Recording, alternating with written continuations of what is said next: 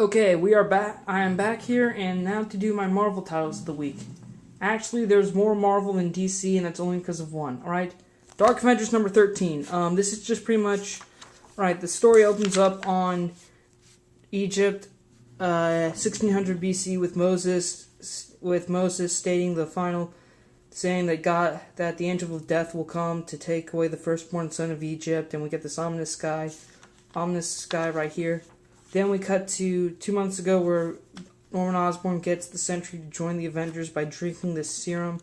And then all of a sudden Sentry's voice becomes different, as we can tell by the text. And Osborn states that he's his secret weapon. Then we cut to when Lindy, Robert Reynolds' wife, shoots him and kills him. And she reveals to their little computer drone here, Clock, the real story of the Sentry, which is that Robert Reynolds was actually a druggie, and he found the formula by breaking into the lab, searching to get high, and then the power came, and he pretty much asked the professor to make more serum. And then Lindy starts talking about how everyone thought he was a hero, but really he wasn't. He was actually more obsessed with instead of getting drugs, now he was addicted to power. And, okay, teaser, and now pretty much she's worried about where the power came from, what happened. And then all of a sudden Bob comes back from the dead, but it's the Void, and he's about to kill Lindy, but then Bob tries to take control again, and then he flies out to get the Void away from her. And then the Void's talking to Bob saying, you can't, you tried this before, it doesn't work. And Bob flies into the sun trying to kill himself, saying that nothing's happened, you've done nothing. And then he says that you want to make an impact, I'll do it for you. After all, something good always follows. And we get the same ominous sky feeling that was from Egypt. Okay?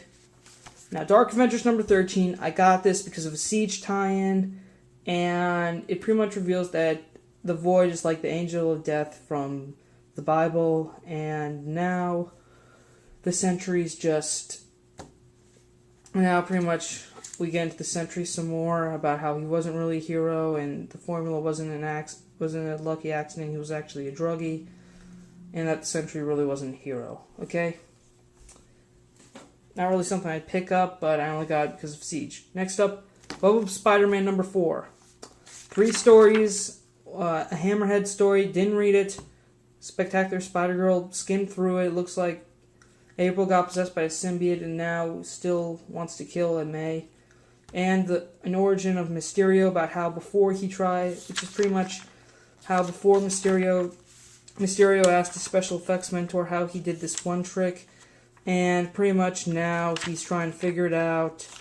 And it's revealed that Mysterio's mentor actually made a deal with the devil, and that it was actually a real demon. Okay, so Web of Spider-Man again. It's origin issue, not really essential. Alright, now, Amazing Spider-Man, 618.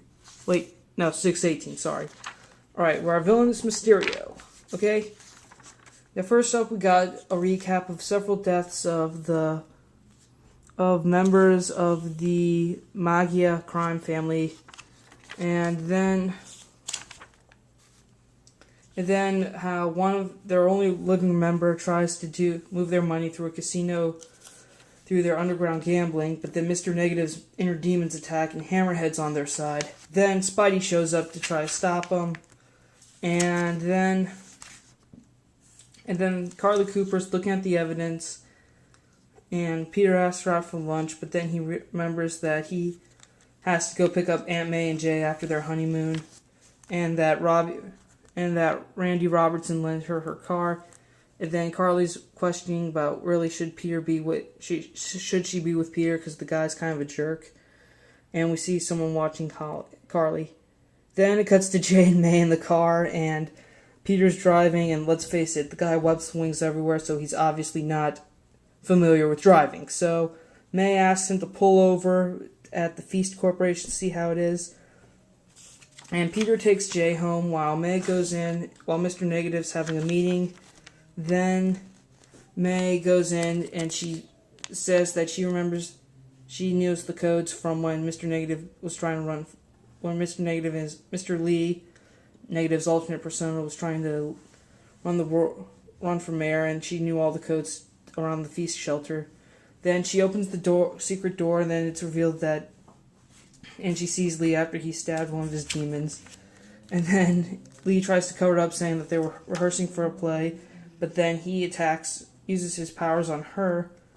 And then we cut to the Maggia family saying that Bruno is useless, and then all the dead members at the recap are now revealed to be alive, and then Silvermane's revealed to be alive as well, and that the person actually behind all these deaths all these fake deaths was Mysterio.